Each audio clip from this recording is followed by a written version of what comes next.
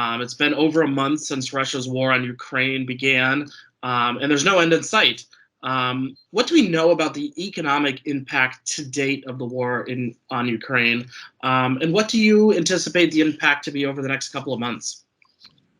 I think we know a couple things. First, there are two different stories. One of which is the impact on Russia and the fact that the sanctions are taking hold, and there isn't anyone who doesn't predict a double-digit decline in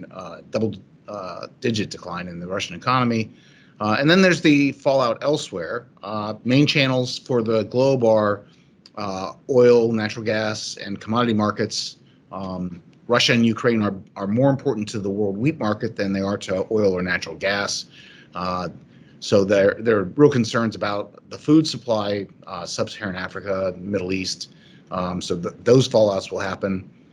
This will help slow growth in Europe unquestionably, and that's always an impact on the U.S. economy. China's also slowing, and that's an impact on the U.S. economy.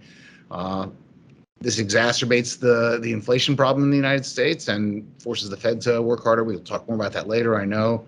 So, those broad contours are now pretty clear, and the question is, how long does this go on? No one can answer that. And uncertainty in and of itself is often detrimental as people get nervous about it. And there'll be more targeted things that we're going to hear more about as time goes on. I found out, for example, that Ukraine is one of the leading locations for clinical trials of pharmaceuticals, new therapies. They have obviously all stopped, and we will lose the development of over 1,000 new drugs in the short term as they try to figure out what to do with the clinical trials. So there are going to be some targeted fallout on minerals and things like that we're going to start seeing news stories about.